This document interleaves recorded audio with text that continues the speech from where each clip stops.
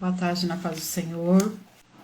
Então hoje eu vou falar da palavra de Deus, da Bíblia de uma forma geral. Algumas informações que são interessantes, se não gravarmos, mas pelo menos ouvir de vez em quando. E que vão nos fazer ficar assim, ó. E entender que realmente é Deus. Se não fosse Deus, não teria isso aqui, né? Isso aqui, para nós. Eu vou depois colocar um link de um outro vídeo que eu já gravei o ano passado, mas onde eu falo da Bíblia também de forma mais geral. Falamos de bibliologia nesse vídeo. E para nós falarmos da Bíblia, eu quero ler um versículo que eu gosto muito. Antigamente, eu lia, quando eu queria falar de bibliologia ou da Bíblia de uma forma geral, eu lia versículos aqui de Timóteo. Mas agora eu mudei um pouquinho, né? Nós mudamos um pouquinho. E eu quero ler Romanos capítulo 15 e o versículo 4. E eu já li muito também, vou ler inclusive agora, Hebreus 4 e 12. Então, os versículos que eu gosto de usar para falar da Bíblia de uma forma geral, Romanos 15, 4 e Hebreus 4 e 12. Vamos ver então, Hebreus 4 e 12, porque a palavra de Deus é viva e eficaz, e mais penetrante do que qualquer espada de dois gumes, e penetra até a divisão da alma e do espírito e das juntas e medulas, e é apta para discernir os pensamentos e intenções do coração. Então, eu sempre gostei muito deste versículo em especial. O outro versículo que eu gosto muito é o 2 Timóteo 3 e 16. Toda escritura divinamente inspirada é proveitosa para ensinar, para redarguir, para corrigir, para instruir em justiça. Mas, ultimamente, o versículo que eu mais tenho usado, que eu mais tenho lido, que eu mais gosto para falar desse assunto especificamente, né, esse assunto mais geral, é Romanos 15 e 4. Porque tudo que dantes foi escrito, para o nosso ensino foi escrito, para que pela paciência e consolação das Escrituras tenhamos esperança. Por que eu gosto desse versículo? Justamente porque está escrito o seguinte, ó, porque tudo que dantes foi escrito, ou seja, tudo que está na Bíblia foi escrito para nós. Isso engloba genealogia, isso engloba números, 40, 30, 7, todos os números que tem na Bíblia. Isso engloba exatamente tudo, mesmo coisas que a gente possa ler e falar assim, poxa, por que isso aqui está aqui? Para a gente pode não agregar nada, mas com certeza está ali porque Deus quis, Deus orientou que estivesse ali. E é para o nosso ensino, nós temos algo para aprender no que está escrito ali. Nesta outra versão, está escrito assim, essas coisas que foram registradas nas escrituras no passado, servem para nos ensinar a paciência e para nos animar, a fim de que mantenhamos a nossa esperança. Então, olha que legal, para nos animar, para nos dar esperança. Nessa versão mais tradicional, para que pela paciência e consolação das Escrituras tenhamos esperança. Então, tudo que está escrito aqui, inclusive as partes que a gente não gosta, as partes que são faladas chatas ou entediantes ou difíceis, elas foram escritas para que nós aprendamos, para que nos seja ensinado o quê? A desenvolver paciência e que sejamos consolados e através da paciência e do consolo das Escrituras nós tenhamos esperança. Agora me diga, para que é que nós precisamos de esperança? Para termos ânimo, para termos motivação, para termos força na jornada aqui na Terra. Para usufruirmos da jornada, mas sem tirar os olhos do nosso alvo, que é a eternidade. Amém? Então é para isso. Eu amo esse versículo de Romanos 15 e 4. Então vamos lá. Vamos conhecer um pouquinho da palavra de Deus, né? De uma forma mais geral. Primeira coisa, eu gosto sempre de perguntar assim, você conhece o credo da sua igreja? Você conhece o cremos da sua igreja?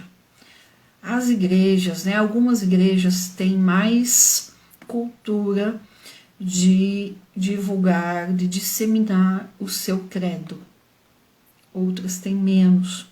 A nossa igreja mesmo, a nossa denominação, embora sempre teve o cremos, vinha inclusive, né, nos encartes, no Mensageiro da Paz, que é o nosso jornal, nas revistas, mas não era assim uma coisa tão divulgada.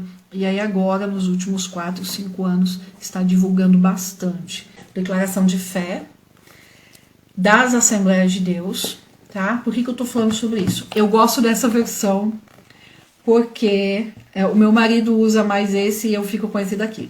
Eu gosto mais desse daqui porque eu consigo colocar, sabe, no meio do caderno e andar com ela para lá e para cá.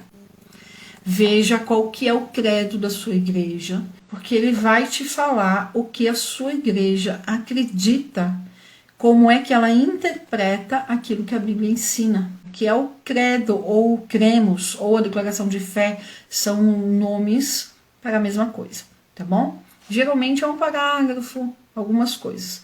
O que foi feito, que eu mostrei esses documentos especificamente, né? Esse documento foi pego esse credo, são alguns parágrafos. Então, por exemplo, o cremos nosso, ele tem 16 parágrafos, mas ele virou 24 capítulos no livro, porque o livro, ele pega cada parágrafo desse do cremos e explica. Então, alguns parágrafos aqui precisaram de 2 capítulos, tá? É só para entender. E por que eu estou dizendo isso? Porque você precisa saber o que a sua igreja, ou como a sua igreja interpreta a Bíblia, o que ela defende, e está aqui no cremos. Então, por exemplo, nesse cremos aqui, tá que o casamento é um homem e uma mulher. Não tem abertura para um casamento diferente. Seja 2 homens ou seja 2 mulheres. Isso aqui, está escrito, faz parte dos documentos da igreja e faz parte do nosso cremos. Mas enfim, estou dizendo isso por quê? Porque é um documento que você precisa conhecer e ali vai estar resumido os ensinamentos da Bíblia e principalmente como é que a igreja defende isso. Tem uma coisa muito importante, quem está anotando, quem está aí com a Bíblia, abre em 2 Timóteo 3, do 14 ao 17, está escrito assim: Tu, porém, permanece naquilo que aprendeste e de que foste inteirado, sabendo de quem o aprendeste, e que desde a infância sabes as sagradas letras que podem tornar-te sábio para a salvação pela fé em Cristo Jesus. Então, olha só, que podem tornar-te sábio, não está dizendo que vai tornar. Porque a palavra de Deus por si só é um livro só. Ela aqui só, ela não tem poder para nada, desse jeito. Também não adianta eu abrir a minha Bíblia no Salmo 91, em cima da mesa da cozinha, e deixar lá, que não vai acontecer nada. Não vai guardar, não vai proteger, não vai fazer nada, porque é um livro escrito. Mas ela é a palavra de Deus. Então ela tem poder no momento em que eu a leio e no momento em que eu a pratico, que eu vivo isso daqui. Aí sim ela se torna poderosa. Por isso que Paulo fala que podem tornar-te sábio, ou seja, vai te tornar sábio sim, se você ler e praticar. Versículo 16. Toda a escritura, eu já li esse versículo no comecinho, é inspirada por Deus e útil para o ensino, para a repreensão, para a correção, para a educação na justiça. Então são as coisas que a Bíblia, para que ela é útil? Para o ensino, primeira coisa, para ensinar, para repreender, nos mostrar onde estamos errados, para a correção, para a educação na justiça, a fim de que o homem de Deus seja perfeito e perfeitamente habilitado para toda boa obra. Nós cremos, nós professamos, ou seja, nós confessamos, nós falamos e nós ensinamos que a palavra de Deus é né, que a Bíblia é a palavra de Deus. E isso faz toda a diferença. Então isso aqui é a palavra de Deus. É nisso aqui que eu acredito, que isso aqui inteiro. E isso é importante, tanto de nós falarmos, como de nós, de entrar na nossa cabeça. Exatamente essa expressão, que a Bíblia é a palavra de Deus. Porque só aí derrubam tanto de coisas. Tem gente, tem todo tipo de gente, professor, teólogo, pastor, padre, líderes de todas as placas denominacionais. Então tem gente de todas as denominações que falam que isso aqui contém a palavra de Deus. Então, gente, isso aqui é importante a gente tá aqui na nossa cabeça, que a Bíblia é a palavra de Deus. Como eu estava falando, tem líderes de todas, tem pessoas de todas as placas de igreja, de todas as denominações, falando que isso aqui contém a palavra de Deus. E isso é um problema. Certo? Quando eu falo que contém a palavra de Deus, é igual na matemática, para quem estudou aí, que gosta, né? Quando eu falo que contém a palavra de Deus, significa que também contém outras coisas que não são a palavra de Deus. E aí, já deixa margem para a nossa mente, para o nosso inconsciente ir trabalhando aqui. E abre uma brecha para o inimigo. Então, quando eu digo que contém, eu vou, no momento de crise, no momento de necessidade, eu vou entrar em dúvida.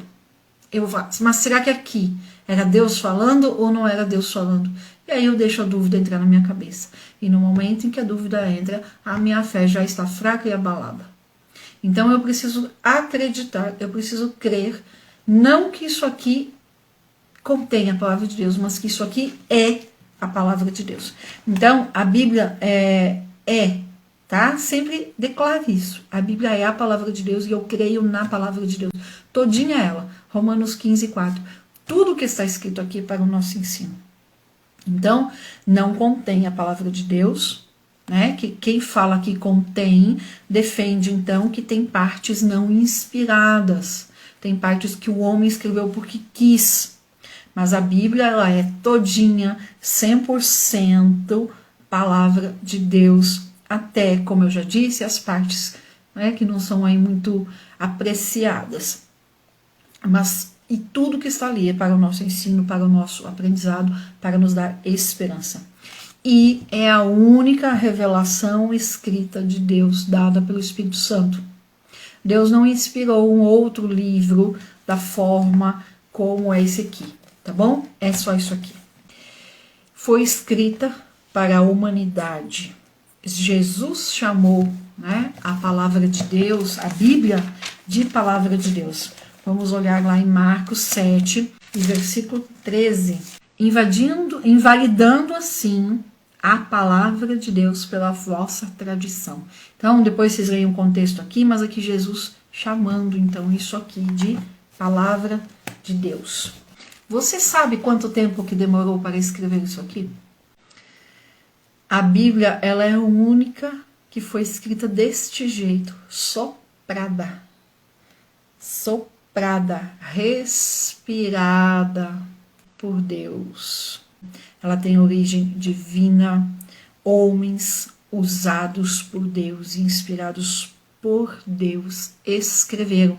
Então eu particularmente tenho esse cuidado quando eu vou falar de algum livro, né? Pegar um livro aí, Marcos, então eu não falo que o autor de Marcos, do Evangelho de Marcos, foi Marcos, eu falo que o escritor, porque ele não é autor no sentido de dono do que foi escrito, mas ele escreveu aquilo que Deus mandou escrever, aquilo que Deus inspirou para que escrevesse.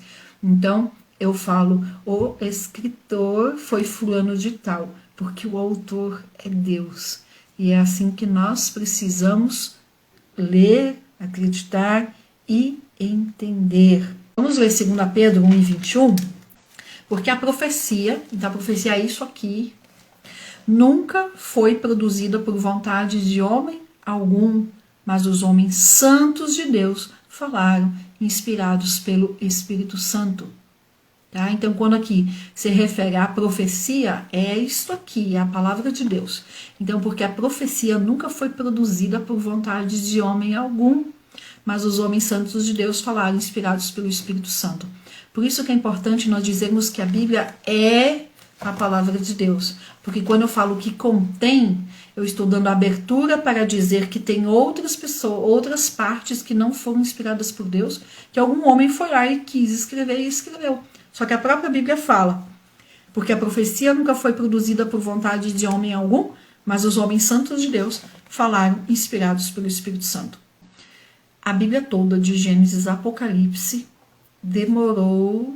cobriu um tempo de 1.600 anos. 1.600 anos. Agora me diga, quem aí que está assistindo, que já leu a Bíblia toda, de Gênesis a Apocalipse, pelo menos uma vez aí, se já leu, me fala se foi uma vez ou quantas vezes que foi. Quando nós lemos a Bíblia toda, não parece? Parece não, porque é de uma coerência, de uma unidade, que foi a mesma pessoa, porque foi Deus. E aí, quem já leu a Bíblia toda, não dá, quando a gente lê, que é uma coisa só, que é coerente, porque quando a gente lê a Bíblia toda, a gente fica exatamente com essa sensação, porque é a realidade de que é uma coisa só, é um assunto só, como que uma pessoa só que escreveu. Tem coerência, tem unidade, tem harmonia na leitura toda.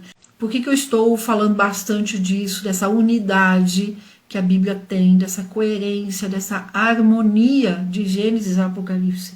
Porque realmente foi uma pessoa, o autor é um só, que é Deus. E olha como ele usou as pessoas num decorrer de 1.500, 1.600 anos aí, porque o Velho Testamento não se tem muita certeza das datas. Então, entre 1.500 e 1.600 anos para os 66 livros da Bíblia.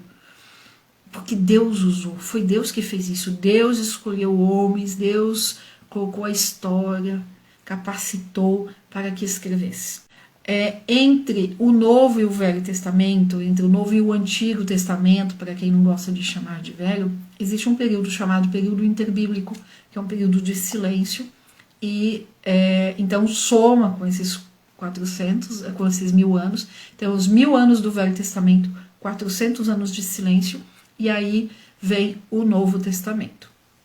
O Novo Testamento ele levou aí cerca de 50, 70 anos para ser escrito inteiro, tá? Foi bem rápido. Então o Velho Testamento entre 1.000 e 1.100 anos, os 400 anos de silêncio, e mais 50, 70 do Novo Testamento. Soma tudo, daí entre 1.500 e 1.600 anos para ser escrita a Bíblia toda. Na Bíblia não tem um livro mais inspirado do que o outro livro, tá? Dependendo da fase de vida que nós estamos, dependendo da nossa fase espiritual, nós vamos gostar mais de algum livro ou menos, de acordo com a fase que nós estamos aí. Mas não há nenhum livro mais inspirado do que o outro. Cerca de 40 homens, tá? Porque, por exemplo, o livro de Hebreus não tem não é reconhecido quem escreveu o livro de Hebreus. No Velho Testamento nós temos outros livros que também não têm um reconhecimento oficial de quem escreveu. Há deduções, há defesas dos teólogos, mas não tem, a Bíblia não reconhece. Então, por exemplo, Hebreus, tem gente que fala que foi Paulo. Então, se foi Paulo, então são 39 homens. Se não foi Paulo, que foi outro, então são 40 homens que escreveram, né? Mas assim, arredonda-se para 40 por conta das dúvidas. Crônicas, tem quem defenda que foi Esdras. Então, se Esdras escreveu o próprio livro, que leva o nome, e mais crônicas, é um autor. Se ele escreveu Esdras e uma outra pessoa escreveu crônicas, então é outro escritor, tá? Mas fechou-se aí um consenso de 40 homens. E olha que interessante. Quando a gente, repetindo, quando a gente lê a Bíblia toda, a gente fica com essa harmonia, com essa unidade que é a Bíblia. Mas quem escreveu, Que homens que Deus usou? Desde um pescador, que é uma pessoa, vamos dizer, não acostumada à escrita, não acostumada aos livros, com pouca cultura, de um modo geral, para escrever, para se tornar um escritor. Então, nós temos um pescador, nós temos um médico, nós temos um pastor de ovelhas, nós temos um filho da filha de Faraó, né, o filho da filha, né, de Faraó, que é Moisés. Então, pessoas de muita cultura e pessoas de pouca cultura. Pessoas abastadas materialmente, com muitos recursos, e pessoas com pouquíssimos recursos que passaram necessidade. Nós temos pessoas que escreveram enquanto viajavam, nós temos pessoas que escreveram ali na tranquilidade de uma casa, por exemplo. Nós temos Moisés, que escreveu enquanto estava no deserto, e não escreveu pouco, escreveu muito. A gente que se acha aí sobrecarregada, cheio de coisas para fazer. Moisés conduziu o povo no deserto por 40 anos, um povo rebelde, que o próprio Deus fala de dura serviço, toda hora ali provocando revolta, toda hora chamando Moisés, toda hora dando trabalho. Mesmo assim, Moisés conseguiu tempo para escrever o Pentateuco todo e provavelmente o livro de Jó, que eu defendo que foi Moisés que escreveu. Então, possivelmente, 6 livros. E ainda escreveu o Salmo 90, que é um dos salmos mais lindos que nós temos, e é o salmo mais antigo da Bíblia. Então, olha só como Deus faz. Usou aí 40 homens ao longo de 1.600 anos, 40 homens diferentes, de culturas diferentes, classes sociais diferentes, em lugares diferentes, da Babilônia até Roma. Livro escrito no deserto, livro escrito lá em Jerusalém, livros escritos em lugares muito diferentes. É ou não é um livro para nós nos apaixonarmos? A palavra de Deus tem 3 características importantes. Inerrante, ela não tem erros. Se eu estou encontrando erro, pode ser que seja um erro de impressão, um erro ali na parte de gráfica, ou é da minha parte que eu não estou entendendo. A Bíblia é inerrante, a Bíblia é completa, plena, inteira, não foram perdidas partes. Tem gente que fala, por exemplo, que teria a carta de 3 Coríntios, né? Uma 3ª carta de Paulo aos Coríntios. Se ela tivesse que estar aqui, ela estaria. Deus não ia deixar a sua própria palavra se perder. Se não está aqui, é porque não é para estar. Pode ser que existiu uma 3ª carta de Paulo e o contexto dos seus escritos dá a entender que sim, que ele escreveu uma 3ª carta para a igreja de Corinto, para os coríntios. Dá a entender sim. Eu acredito que ele escreveu uma 3ª carta, mas não era uma carta que é para estar aqui. Então a palavra de Deus é inerrante, é completa e é infalível, não falha nunca. O meu sonho, a profecia de alguém, uma palavra de um pastor, um conselho de outra pessoa pode falhar. Mas isso aqui não falha, é infalível. A lei do Senhor é perfeita, Salmo 19, 7 e João 10 e 35. A escritura não pode falhar. E Gálatas 1, 11 e 12, Paulo escreve: faço-vos, porém, saber, irmãos, que o evangelho por mim anunciado não é segundo o homem, porque eu não o recebi, nem o aprendi de homem algum, mas mediante a revelação de Jesus Cristo. A palavra de Deus atesta a sua própria inspiração, e nós temos muitas evidências dela. Aqui não é o momento hoje de falar sobre isso. Eu disse que eu queria trazer algumas curiosidades e algumas coisas gerais. Então, a Bíblia foi escrita nesse período aí, entre 1500 e 1600 anos, cerca de 40 homens.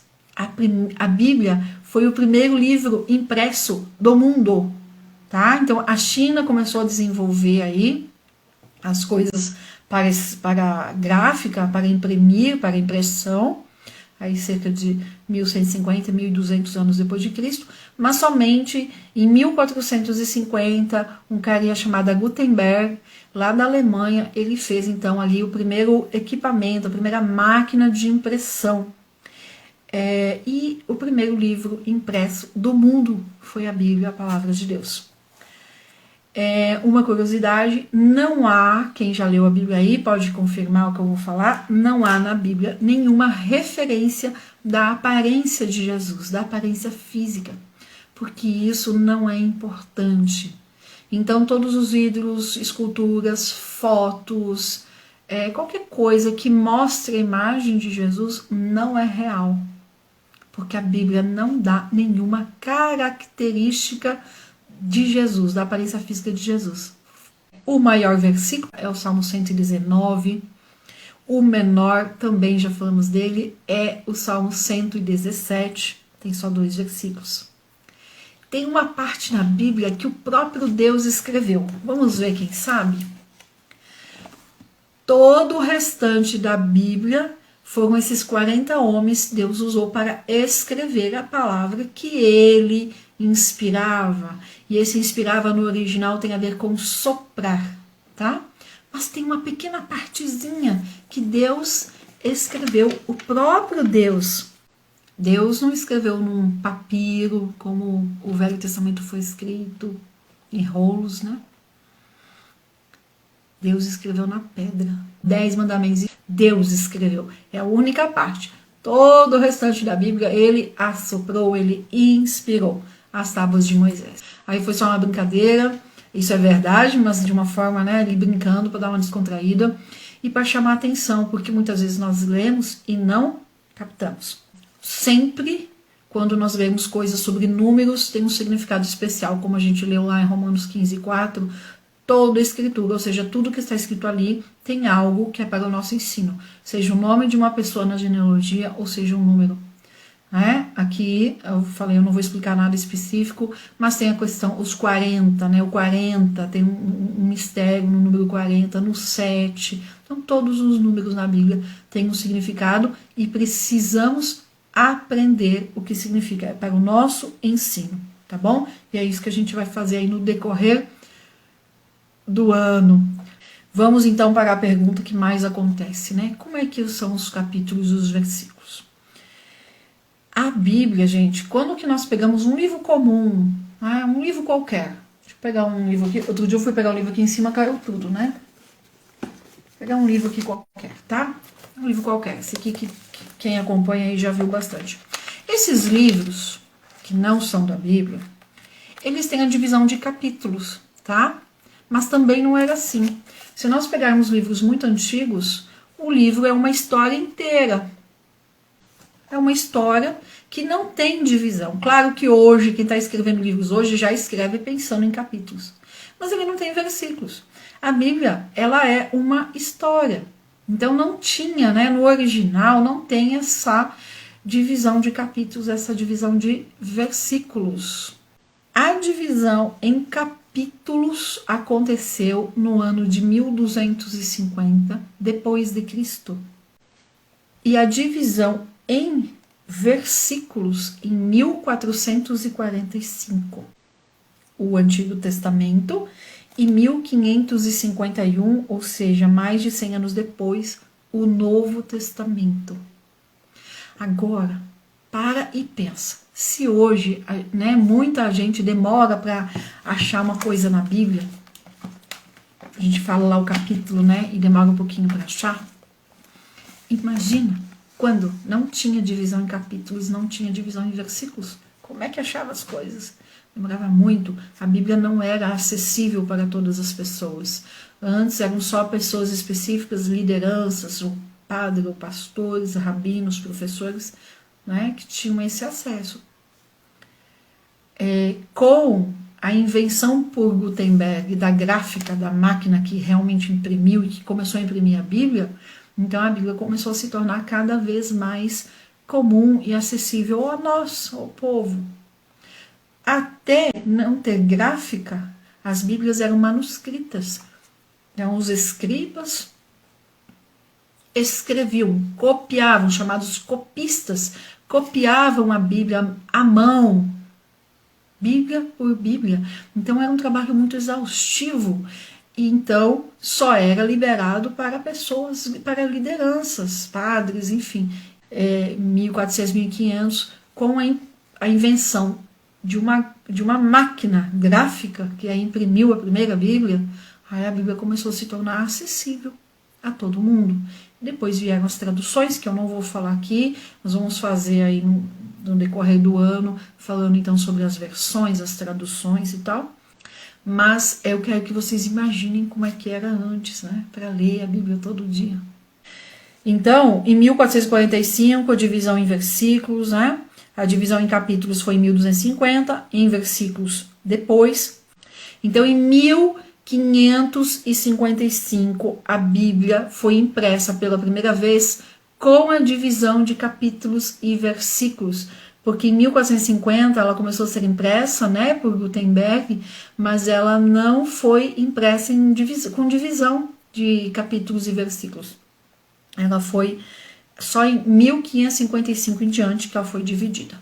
A Bíblia tem 1189 capítulos. 1189 capítulos, sendo 929 no Antigo Testamento e 260 no Novo. E ela tem 31.173 versículos, sendo 23.214 no Antigo e 7.959 no Novo. O maior versículo está em Esther 8:9 e o menor versículo depende da versão que você estiver lendo. Então, o menor versículo pode ser Êxodo 20:13, ou Lucas 20:30, ou Jó 3:2, ou João 8:35, dependendo da versão. Dá uma mudadinha aí. O mais importante disso tudo é entender que a Bíblia é a palavra de Deus. Que o importante não é se a minha Bíblia é rosa, vermelha, azul, se ela é de estudos ou se ela é uma Bíblia simples que não tem nada. Se ela é uma Bíblia em ordem cronológica, se ela é uma Bíblia em ordem normal. Inclusive, até marquei aqui para falar, esqueci. A Bíblia que eu uso, a que eu acredito, é a Bíblia de cânon evangélico, chamado assim, protestante, que tem 66 livros. Considerando o seguinte: os 39 livros da nossa Bíblia no Velho Testamento são os mesmos 39 livros da Bíblia hebraica, da Bíblia judaica.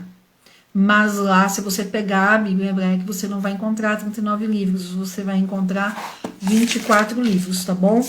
Por quê?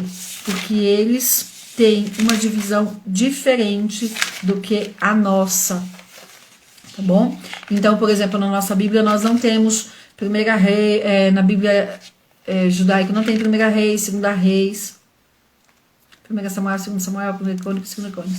Sempre é um livro só. Essa divisão é para nós. E é uma divisão apenas para que a gente consiga encontrar as coisas melhor. No bom português é isso. E a Bíblia hebraica, a Bíblia judaica não tem o Novo Testamento, porque eles não acreditam que Jesus é o Messias. E no Velho Testamento, né, hebreu, judaico, os profetas menores é um livro só. Então, todos aqueles pequenos livros, né, Oséias, Joel, Amós, Obadias, Jonas, Miqueias, Naum, Abacuque, Sofonias, Ageu, Zacarias e Malaquias, no original, na Bíblia hebraica, é um livro só. Esdras e Neemias é um livro só também. Então, isso aí é só por curiosidade. Como é que a nossa Bíblia é dividida? Essa aqui, por temas. Mas o que eu estava falando e o que eu quero que fique, a Bíblia é a palavra de Deus. E eu sempre falo isso. Quando nós amamos uma pessoa, nós queremos conversar com ela, nós queremos estar com ela o tempo todo e nós queremos conhecer tudo a respeito dela. Então, se eu falo que eu amo a Deus, eu tenho que ter vontade de ler a sua palavra, porque é onde eu vou ficar sabendo sobre Deus. Eu amo Deus, eu quero conhecê-lo, eu quero saber como ele é, eu quero saber o que ele faz, eu quero saber o que ele gosta. É aqui. Eu amo Deus, eu quero conversar com ele o tempo inteiro, então eu vou orar, porque é na oração que eu converso com Deus. Mas o mais importante disso, o mais importante ainda, é o seguinte: não importa, né? Pode ser, por muitos anos, eu não tinha condições de comprar uma Bíblia de estudos. Na verdade, quando eu fui para São Paulo, eu saí da casa dos meus pais em 97. Muita gente que está aí não tinha nem nascido. Em 97 eu saí de Santa Catarina, do interior de Santa Catarina, e vim para São Paulo. Meu pai tinha uma Bíblia de Estudos, era a Bíblia de Estudos que tinha na época, que era uma pentecostal, tinha acabado de ser lançada. Eu tenho, tá aqui em cima.